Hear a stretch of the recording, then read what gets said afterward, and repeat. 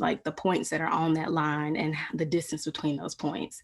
I think many times when we are looking at our career, we think, oh, it's going to happen in this particular order by this deadline, as Bernard said, oh, all these things before this particular age, and it doesn't always look like that. And for me, it did not and does not. And so there were times where I was like, oh, okay, so I'm going to be here a little bit longer. Let me see what I need to continue to learn in this space and why I'm still here before I move on to my next piece. So linear is what I choose. Okay, I'm gonna give y'all a recap real quick. If you missed those words, strategic, intentional, purposeful, family focused, and linear. All right. So now we're gonna move on to our next question. How do you know when it's time to move on? What factors impact your decision?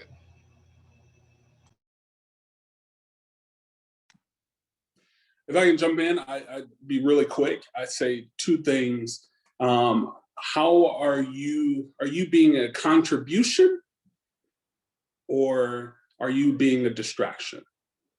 And I say that to say there are times when you can give, and then there are times when you have given enough. And then there are times when you don't want to give anymore. And you have to determine that for yourself.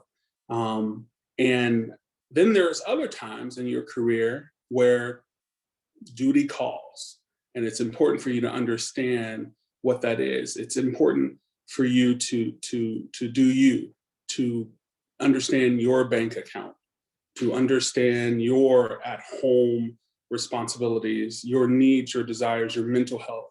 It's all about you. It can't be focused on anyone else. I have left jobs where I have been unhappy and realized that there was nothing more that I could do to be happy or to contribute. I have left jobs where I have felt as though I have done enough and have achieved enough, and it's time to move on. And then I have left jobs because I needed some more money, because daycare in Chicago is expensive.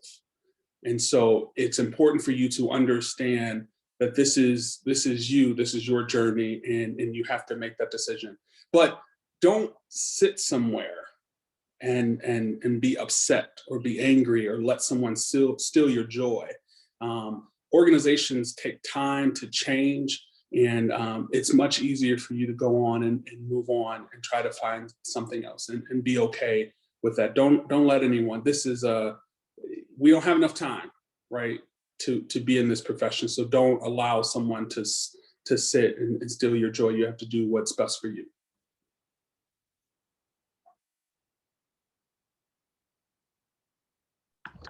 It was time for me to move on because I wasn't learning as much as I wanted to for my career at that point. And people are often like, oh, did you? I was at the University of Missouri St. Louis prior to my current place. And they're like, did you leave because, like, oh, that's why you left UMSL because of this or that? And I'm like, I was having a great experience in my office. I was well supported. There was nothing personal. And I was supported in my job search. My boss helped me with my cover letter. So it wasn't a matter of that. It was, and we all knew like my growth capacity had been reached in that space. I was still able to do some things, but the capacity that I had in the job as both a programmer and a supervisor did not lend to me being able to really focus on the work I wanted to. So I think also paying attention to yourself. I knew I always wanted to leave a job before I felt like my back was against the wall. I often tell people, don't, if you can, don't wait until, the writing is like on your forehead. When you see it on the wall, that's when you need to start searching and you see that you can't really grow. And I think to Bernard's point, also, people sometimes expect the institution to just like, well, I've been here and I've done good work, just find something for me. And that's not really how things work. So I don't like to give that level of control over my career to other people. So going to look for what I need. And there are a lot of variables, but that was the variable for me, was that my learning capacity had really met where I could do the good work at that place.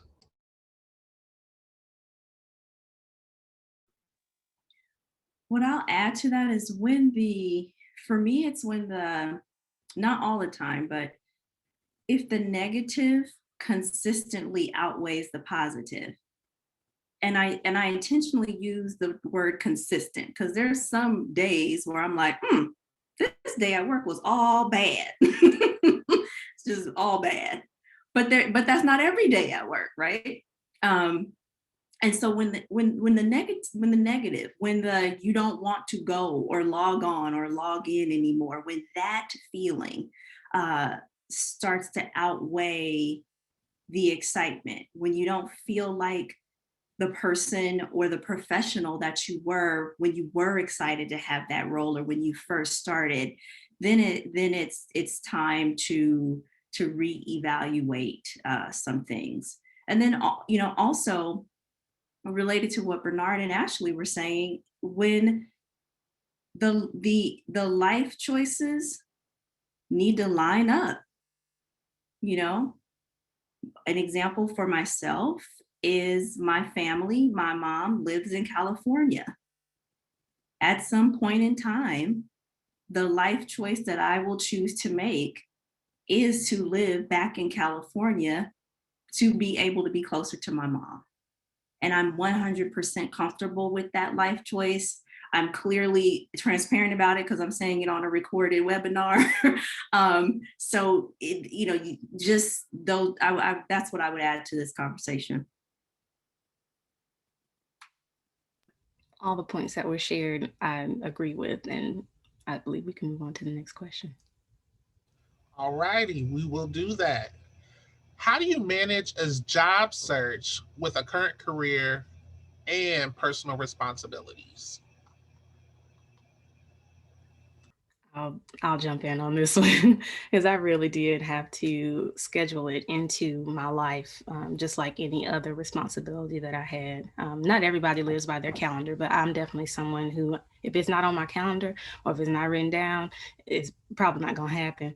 So I had to decide there was a certain night or certain nights of the week that I had to sit down and dedicate myself to applying for positions. And I also found that applying for more than 2 positions in one night exhausted me. So I had to limit myself to how many things that I could do in one night without exhausting myself, knowing that I have a family that I take care of here at home and that they also needed me. And then I also needed to just take care of myself. I'm like, why would I exhaust myself? And then that third application that I'd submit may not be the best thing that I could put out into the universe if I've already given my energy to the first 2. And I want to always present my best self. So that's one of the things and the strategies that I'd use when kind of making space for that job search.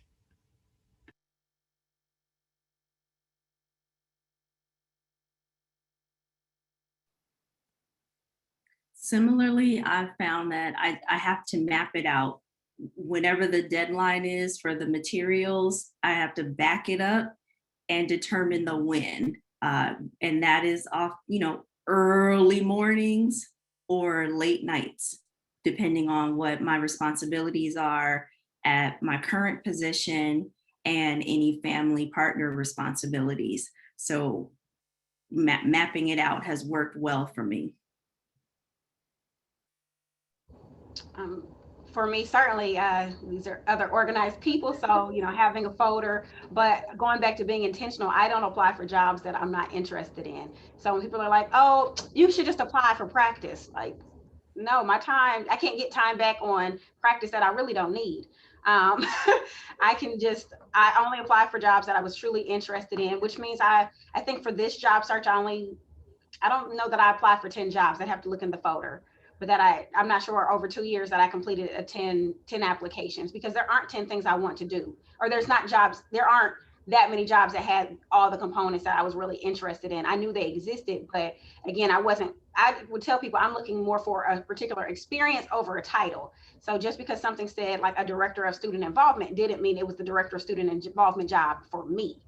And also, considering kind of location and things. But I think for me, the primary factor, even over location, was the type of function that I wanted to have and the type of responsibilities that I wanted to pursue. And then once you are, moving forward to an interview, it is certainly looking at the calendar. I was fortunate to have, again, good support, and I didn't have to really be secretive with my job search with my supervisor, but also having respect for the job that I'm in. I remember I turned down one on campus because they wanted me there the next week. They called me on a Friday and wanted me there on a Wednesday or Thursday. Like, that's one, not reasonable. I have other work responsibilities that cannot be just turned around. That's, not even considerate. And I would hope that, and that's what I told them. They called me back and asked why I turned their interview down.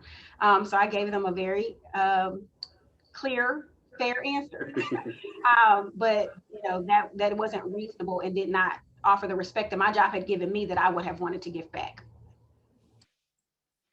I think that's perfect. I agree. I think where I am right now, positionally, I report to two individuals, our vice president for student affairs, as well as the president. And so I recognize, right, that any sort of job search for me has to be one that is honest. And I have to be intentional about it because the field is small and folks find out, right? And it's different when you're, some ways it is, in some ways it isn't. You want to be honest and upfront about your search, but sometimes you can't be honest and upfront with everybody. Sometimes we don't always have that privilege. I work with good people who I do have that privilege, and if I were searching, I can come and talk to them. But it's at a different level because telling the leader of an organization that you're looking at leaving their organization is not easy. And we have a robust model, and I've got some great opportunities. And so just being aware of being aware of the risks in terms of searching, I think that's important.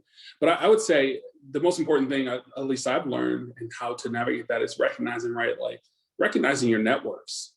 I can be very honest and clear. There's really not a job that I have applied for ever where someone hasn't called me and told me about the job. I wasn't searching. I wasn't looking. In my current job at a community college, I've always wanted to work at a community college, but I wasn't looking. I was at my job. I was very happy. And someone called and said, you should consider this. And I said, interesting. Okay. The same happened when I was at DePaul and the University of Chicago, all of those places, right? People call and they say, your networks are real and they're rich. I think it's important to invest in the people, right? Don't let them hear from you only when there is an opportunity at their institution, right? Make those connections, keep those connections, be genuine with them, and sort of knowing what it is. So I guess in a sense, that's a very privileged statement to say, and I want to be very forthcoming. Some people call it privilege. I call it favor from God, whatever it is, whatever you call it, just recognizing I believe networks are real and genuine, and I think you have to work your networks.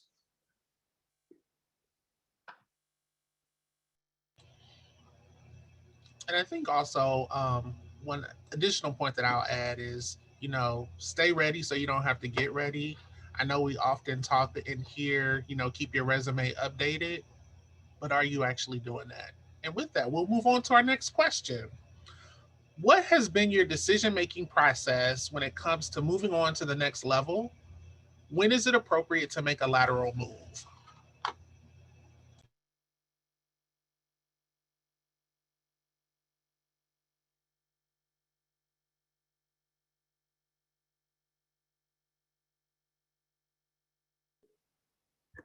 I'll jump in. Part of my decision-making process was related to wanting to expand and explore my skill set, and having reached the place in my current position where this was, unless I literally engaged in a new portfolio, I had capped it out, so to speak. For me in that role, I had, done all the things, had accomplishments. I was feeling bored to a degree in my in the role before I came to Macalester. And what that boredom said to me, and I own it completely, was that I was yearning for something different and I was yearning for something new. It had nothing to do with the organization. I loved the organization. I loved the community outside of the organization that I had there. But there was there was a yearning in me to do something different, to utilize my skill sets differently. And from a personal perspective, I needed to be literally a 4 or less hour direct plane ride from LAX.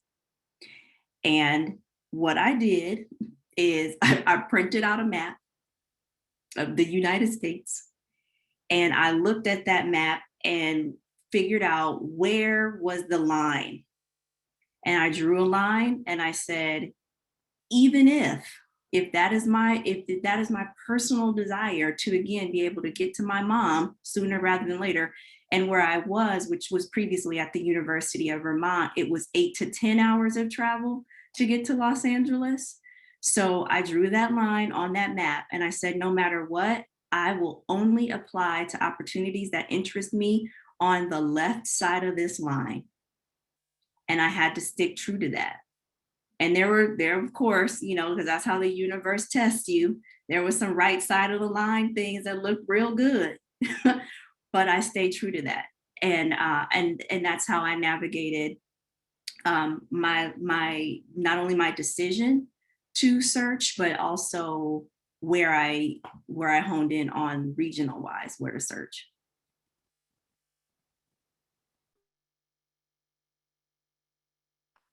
I guess I would answer, what's available? Because the reality of it is sometimes you need to move on and get other experiences. But the other piece is, we have a realization in our field. A lot of folks are not retiring.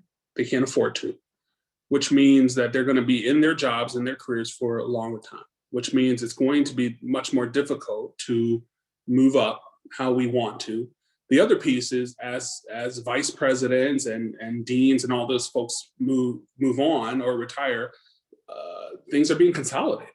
Our field is changing. And when I say our field, I'm not talking about student affairs, I'm talking about higher ed, right? It's changing, right? Like there's an elimination of positions, there's changing things in terms of enrollment and all those things. And so you have to make a decision on what is available out there. Where does that align with your goals and your values? Making sure that meets up with your needs and expectations, and going for it. I say that, going for it, right? You wanting and desiring to be a contribution at another organization or within the same organization with the same title. I remember I was an assistant dean and I was being considered for an associate director position. And everyone's like, well, that's a step down. Why would you do that? Because it was available. Because my boss, who was the dean of students, had zero desire to leave. She was great, and she was a fantastic person, and there was no other opportunities for growth. And I was interested in staying in that organization at the time, and so I considered it. So I guess in a sense, I think that we can do away with this idea out there that your trajectory has to look like you're moving on and moving up and you're expanding. If that's not an opportunity, then that's not an opportunity. And then when someone asks you, right, you made a linear move. Why did you do that? Because that's what was available. That's the opportunity that presented itself.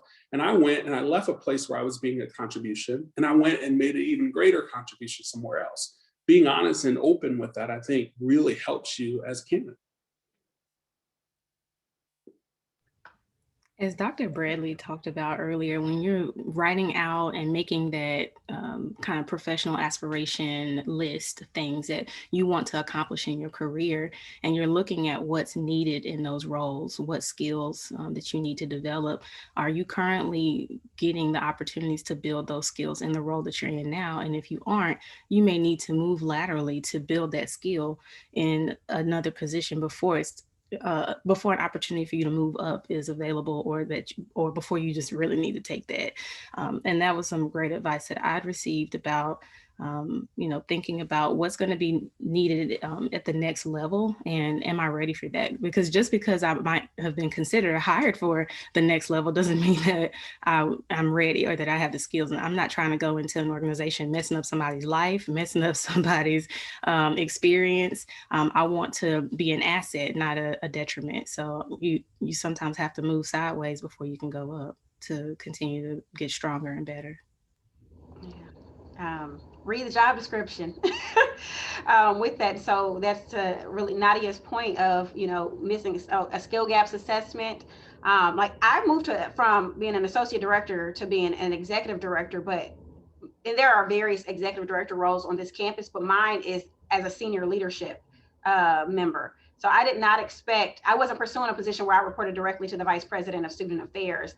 Again, I focused on what type of experience. So if it's the type of experience that you're seeking, that's really a key consideration. Obviously, there are other times where, and titles do not always mean the same thing at different institutions. And I think that's really important. I've heard people say, I thought that all four-year universities had the same layout. The difference was between 4-year and 2-year. I'm like, no. I do like assessment and project management and a lot of things for the division. That title may be a coordinator at another school. It could be coordinator of special projects. It could be assistant. And so when you're only focused on what the title connotes, it may really diminish the type of work that you're going to do. And then people get enrolled. It's like, I thought I was doing this because it said director in the title or assistant director or, whatever that may be. I remember having a coordinator that we hired at my previous institution who was a coordinator at his prior institution. So we were like, what interests you in this role? Because on paper, it's a lateral move. And he said, well, my understanding is this role has a lot more responsibility. So while my title is the same, the scope of the responsibility is different, and I'll be able to make decisions and have more ownership here. Whereas at his previous place, though they're technically both entry level, there were like 3 people above him. And the reporting structure up to director. So it was like a coordinator, assistant director, associate director, and then the director. And so those are, again, important considerations of what is the job description actually saying to you in there. We have had a couple questions coming in, and so this is just, again, a commercial. If you do have a question for our panelists, please send me a private message and we will get to those in a second. We are in a pandemic, and several of our panelists have transitioned into new roles during this pandemic. Can you talk about that experience and how you navigated the job search and transition?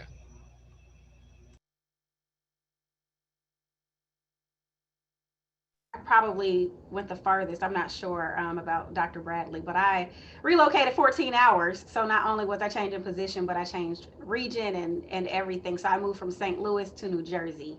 And so there's a learning curve. I moved here at the end of July. I started my job August 1st, August 3rd. And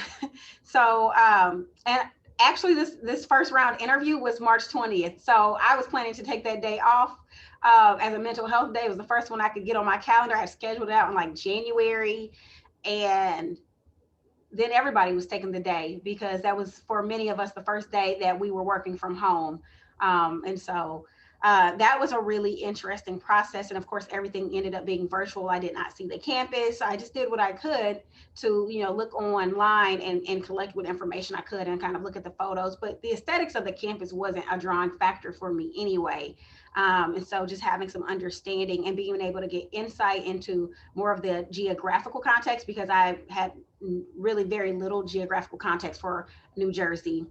And like I commute now 40 minutes. So, but I live close to Philly. So telling people like work close to Atlantic City, 15 minutes, we have a campus there, but I live in Philly metro area is very different, just to kind of understand and learn what that looks like. But had I not been able to have some conversations in advance and them being keen to recognize I would be relocating, that would have looked different. I probably would have ended up living closer to campus. They're like, you want to live closer to a lot more Black people. This might be, or you want to live close to like Philadelphia, this is probably where you want to look.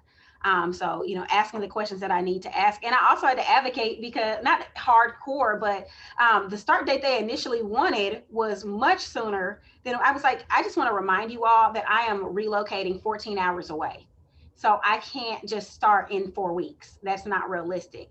Could you provide some other dates? I also need to speak with my supervisor to, lay out when would be a good time to transition. And again, hiring movers, trying to find a place to live, all of those things were tremendous factors. And doing that in a pandemic where your friends can't come help you move and can't come help you pack. So, I paid for full service moving, and relocation wasn't included in my package. The state of New Jersey, they don't play with perks. What they would consider a perk. You can't even just be staff just for the heck of it here. So at least at the state universities is my understanding. So, just figuring all of those pieces out wasn't a bad process, but it came with a different set of challenges. I couldn't see my apartment before I moved in, any of those things. So.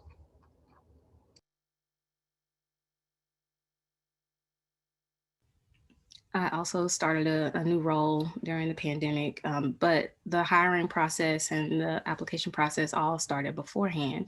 I'd actually applied to a position the previous fall, and it ended up not working out, but the hiring manager for that role sent me the job description for the role I have now and said, while you didn't make it far in this process because of your skill set, he's like, you would be perfect for this role. And he was like, I highly believe that they would consider you. And they did, and I'm here now. But I didn't have to relocate, still in the same house. My commute just got a little bit longer because I'm just going north instead of east. But what was important for me, though, as we were transitioning through the process, because my phone interview was in February, and then I was supposed to do an on-campus in March, and then of course we know everybody went home in March, and so got closer to the date of the on-campus, and they said, well, we have to stop the hiring process right now, like we have to halt, and we'll just update you when we can. So I'm over here like biting my nails because I was like, I might not have a job, I might not get a new job, because I was still in my current role. So then when they finally had the opportunity to reschedule everything, it was May. So it was May. We did a virtual on-campus interview, and which was taxing because it was about 6 hours. Like they shaved 2 hours off, which I was thankful, but because usually a full interview is 8 to 10 hours, when you think about it. But we did about 6 hours. I think what was really important for me, and they did very, very well exhibiting this, was like the level of care they extended to me, knowing that it would be taxing. They gave me plenty of breaks through the process, but I also had to ask tough questions too about, yes, you're extending this grace now as a candidate because you're wanting to show your best light. But what happens when I get there? How are you currently supporting your staff and your students through this pandemic? What additional things have you all considered in regards to change in work climate, expectations, tangibles? Because I was like, what are you giving us? If I'm giving you my best self, I need a little bit more than just, the paycheck. What are the benefits? And it's, it can be uncomfortable thinking about asking some of that, but you have to, because this is our life. And I'm not going to give you all of me, or all the best of my work capabilities just for you to just treat me any kind of way. So, I got some really great responses when asking those questions, and that's what helped me consider the position and ultimately accept the offer.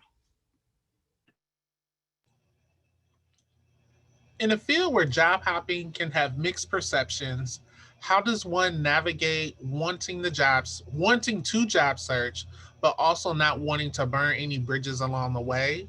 Is it ever too soon to job search, considering you've only spent 1 or 2 years within a position?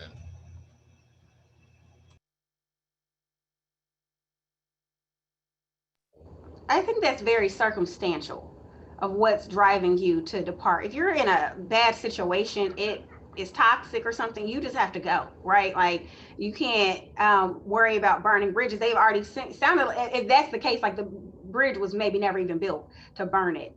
And while it's a double-edged sword to say that the field is small.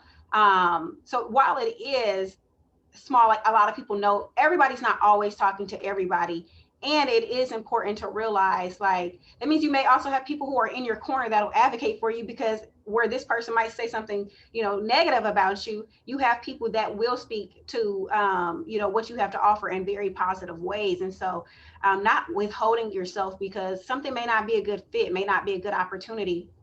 Again, I was started at a very fortunate position at UMSL, where they started off with saying, listen, you know, y'all are coordinators. We don't expect you to be here forever. The only thing we ask is when you start to search, you let us know. And again, that's not the environment, but I would at least implore everybody who's even supervising on here, or when you become a supervisor, if you don't, to offer that open door kind of conversation in the first place to people. I'm really huge on supervision and staff support. And so at least create the environment. Now, whether somebody chooses to share or not is different, but it's important to foster the environment where it can be shared. So if you've had that opportunity and that environment has been fostered, I would then encourage you to not blindside your supervisor or your team, whatever that may look like, to the extent. So like my boss knew I was job searching, but my staff did not know I was job searching. You know, that was not something that they needed to be worried about at that moment, but they also weren't blindsided when I, you know, was getting closer and I had an offer in hand. So there's a lot to navigate, but I don't know that there's a too soon, depending on what the circumstances are. I mean, it's a relationship, right? So you need to break up. Sometimes you just need to break up, and it doesn't have to be anything wrong for it to not be right.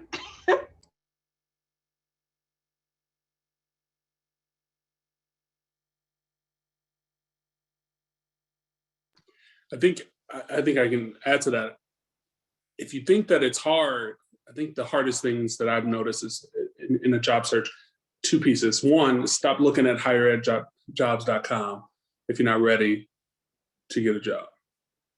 Stop looking at the Chronicle. Stop reading this stuff. Stop looking. If you're not ready, you're not searching, right? Don't do it, because there's always going to be something that's enticing. There's always going to be something that's out there. And if you're ready, right, you're going to find something. But you know what I found is that when you're not ready, when you're not really searching, or when you really don't want it, is when you really see that position, right, that is a little bit closer to home, that's got, you know, a lot more money, although they're not at the midpoint. But, you know, I think it's important for you to understand that when you open yourself up to, right, what we view with our eyes and what we engage in with our minds and thoughts, it's gonna be enticing. I think the other piece is, depending on where you are and who you are, I think it's important to understand there's going to be, you think the jobs out there that are posted are rough, the recruiters are even more rough. And for us, and I'll be real, right, we are talented. We have proven ourselves, all of us on this call, panelists and participants, we are very capable. We have invested the time, the education, all of that stuff. And they want us for those reasons, but they also want us because we have some melanin in our skin, and we bring a perspective. And I'm just going to be real with that, right? These organizations, we talk about this DEI and all this change. They want that. They don't always want it for the right reasons, right? But they want that, and so they come after you. And they come after you with recruiters and search firms and different things like that. And so it's important to understand, right, like when you're ready and when you're not ready. But I always go back to this, right? Like you have to live your own trajectory. You cannot, right? I was at the University of Richmond, and then I left the University of Richmond after about a year and 11 months. And I was worried about that. And then I went to University of Chicago, and I was in a job for 6 months. And then somebody at the same college called me and said, "Hey, can you come and do this job? Are you interested?" I said, "Yes, absolutely." And I went. And then somebody else a year later came and said, "Are you interested?" And I said, "Yeah." And I went, right? And then I left there after 4 years. And then I went to another place, not afraid of what someone was going to say or how someone was going to view my resume, because you have to remember, different people have different expectations. So what I call the outdated view or mentality of a resume was before, it might be different. I might be reviewing your resume, And I have a different perspective. I have a different lived experience. And so don't build your trajectory based on others. And if it's not for you, it's not for you. Don't become toxic. Because if I can give a plug, student affairs, we need you. Because there's people who leaving us, y'all. We need you to stay. We need you. We higher ed needs you. And so don't stay somewhere where you're used and abused and it's toxic. Like, do what's best for you, but understand, right, that everyone's vantage point is going to be different. So folks are exhausted and tired. How do you complete a job search in an environment where you are overworked, unsupported, and overwhelmed?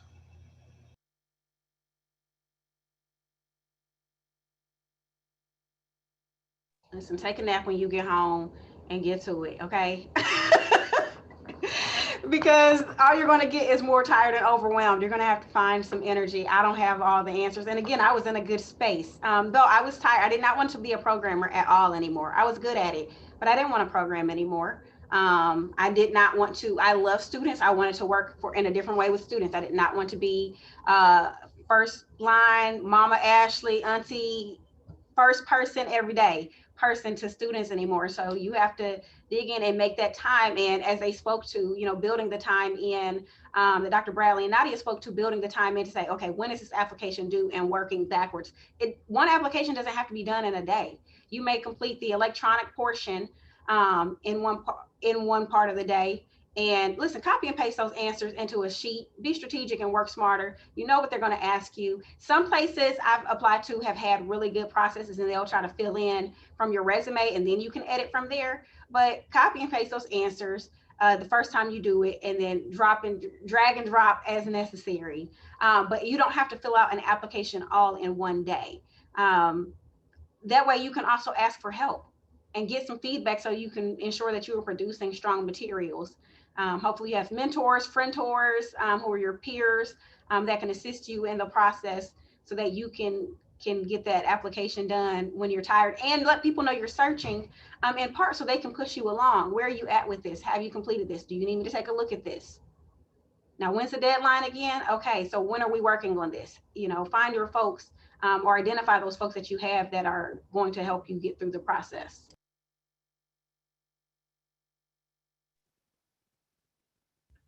Go to therapy. Go ahead, Nadia. No, go ahead. That's all I wanted to say was go to therapy. I had to get a therapist. I had to process some things. I was feeling neglected, rejected, dejected, all the dejecteds. I felt all of it. And I needed to process what that was like, because it was really triggering some deep-seated stuff from childhood. So, and not to joke about that, but I use humor and everything. But no, really go to therapy. Get you a therapist if you don't have one. If it's valuable for you to get a Black therapist, which was for me, that helped a lot. Because I was in an environment where there was a lot of whiteness around me, and I was the one in the office, the one of color. And there were times where I felt supported in some ways, but then after processing and thinking through some things, I'm like, well, was that really support, or was that they just needed somebody else to do that with my skin tone that would be good for the optics? What did that look like? How was that really preparing me for my next role?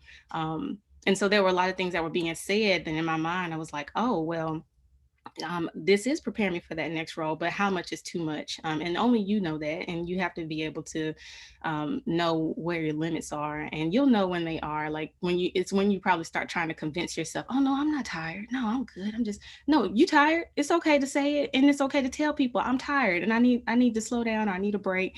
And I think your best work will come when you're more honest with yourself. And for me, therapy helped with that a lot.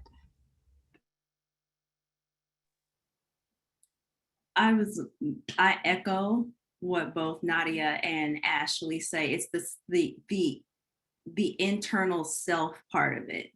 As the, kind of like the saying goes, no matter where you go, there you are. And if you are, like many of us are, exhausted, zoomed out, so to speak, and all these other things, even you muster up the the accountability, the strength to apply for the jobs, do the interviews, figure it out. You get the offer. If you haven't or aren't able to address whatever's happening internally, then you'll just go to wherever that next role is or that next opportunity, still feeling the same way. I also think that if an opportunity presents itself and you're like, yes, I can totally see myself in there. I tell my teams all the time, like, what does your spidey senses say? What does your gut say? And if your gut is like, what? That's my job. That's my next position. Then, go all out, even in the tire. Short-term emotions, long-term outcomes. I truly believe that this too shall pass, whatever this is. And on the other side of it, what do I want to be able to say about myself personally and also professionally? And I keep that as a guiding light, so to speak, for finding the energy when I'm like, nah.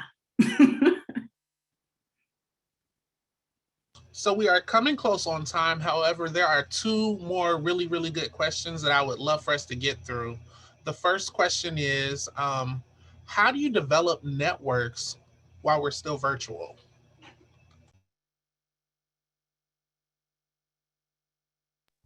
It's one of my favorite things. I use the word networking, but I think people overthink the concept of networking. They think I have to meet everybody on this Zoom right now and I have to follow up with every single person.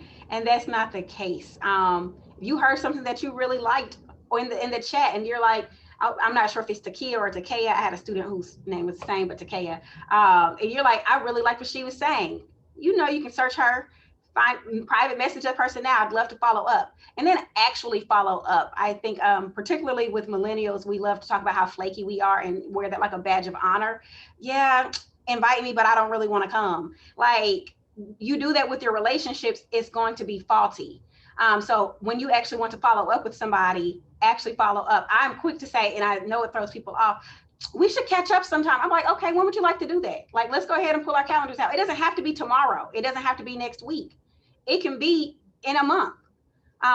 Maintaining the relationship doesn't have to be all this, super deep. It can be, you want to meet with Dr. Bradley, you have a few questions, be clear, maybe on what you're asking from her. I'd love to talk about X, Y, and Z. May I have 30 minutes of your time or 45 minutes? Be clear with what your expectations are around the time, because we know people are stretched to capacity even when we're not in a virtual world. But I think that those are some of the things that can help.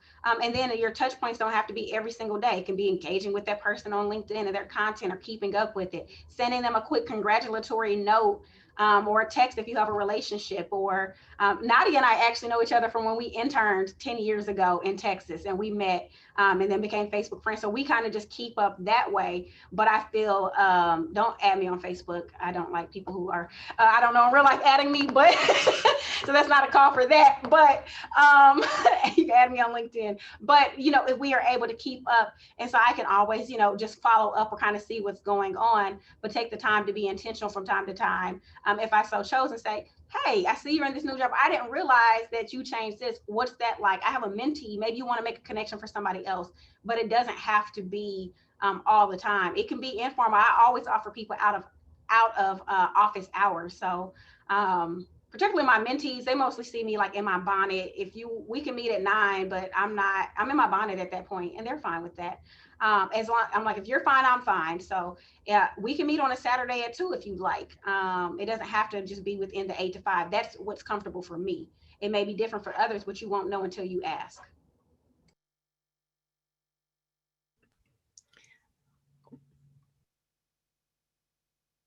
Go ahead, Nadia. You about to go? That's all right. Yeah, I was just gonna add, but yes, be intentional about reaching out to folks, even if they just cross your mind. If you were thinking about them, send them a quick note. Like, sometimes it don't have to be like a whole professional thought out email. It could just be like, hey, you crossed my mind today. I hope you're well. Good day. Like that's all it has to be. And then if you have the time and the space, volunteer for a knowledge community. sign up, do some stuff. Like when I say I looked for the lowest and least responsibility role that I could take in a KC, I was like, let me see what they got out here. And I was like, oh, I could do this. Like, this is gonna take me like 2 minutes each week. Let me sign up. And then after I got comfortable, I took on some more responsibility. And now I've been promoted. Like I'm the chair-elect of my KC now, because people were able to see some of the work that I was able to do, and the networks that I was developing and relationships through being consistent and professional, but also being myself in my role, and was nominated to serve. And so now I'm going to be doing something else in the coming weeks. And so that was one of the things that worked for me, but only do that if you have time. Like, don't sign up for a KC and then drop your responsibilities in somebody else's lap, or drop them all together, because then that's going to be negatively reflecting on your networks. So. And if I could add, I agree with everything y'all said. Networking is so important. NASPA is so rich, and other associations. I mean, there's virtual conferences and virtual meetups and stuff. I represent Region 4 East. I'm the incoming regional director. We have plenty of opportunities for us to get involved and get connected. But if I can say, network with people who are going to call you back. Network with people who are going to email you back, right? Network with people who are going to pour into you. There's so many folks who are so fake out here. They don't answer their emails, their phone calls. They want all that glitz and glory. I'm actually happy that NASPA is virtual, because, you see them all there. And they, everybody all trying to meet with them. They're the presenters here and there, and then they don't call you. And maybe they get busy. I don't want to judge or anything like that. But you need real, true, genuine people in your life. You don't need these folks who want their ego stroked. You want someone who's going to pour into you, and you want to be a contribution to them too. So really find the folks who are going to stay connected and stay committed. And also understand, right, everything in network, it could be a quick, hey, I want to connect with you, or it could be a long-lasting a connection. So figure out what it is that you want, but really truly find some folks. And it's us too, right? A lot of folks will say, oh, that's white people. No, it's us too, right? We do that stuff. And so we have to understand, and I'll be honest, there is no position that can stop you from returning somebody's email or phone call.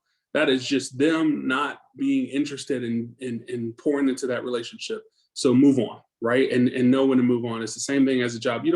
You need someone who's going to be there for you, who's going to help and support you. Don't try to stroke these folks. You don't have time for all that.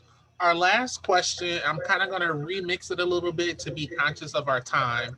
And so if you could summate your response to this question in one word, and I know that's not very elaborative and all that kind of stuff, but one word so that we can kind of get through everybody. How will the work of student affairs look? How will the work of student affairs look in the future with the pandemic? One word. Resourceful. That's what I said. Resourceful. We're gonna have to do a lot more with a lot less. Resourceful.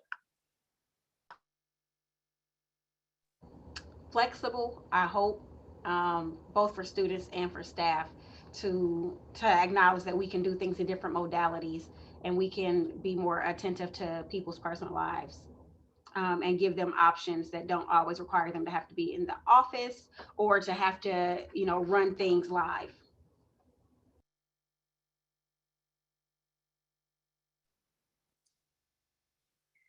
Accessible. One thing that this has taught us is that we can reach our student populations in a different way. We can lean into how some of our students learn, such as asynchronous learning, so they can rewind and hear it again if necessary. So accessible.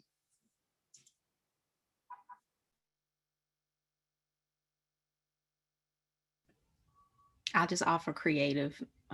If I had more time, I'd probably come up with something else, but I was just thinking about what the other panelists were able to offer, and I think creative fits in with that pretty well.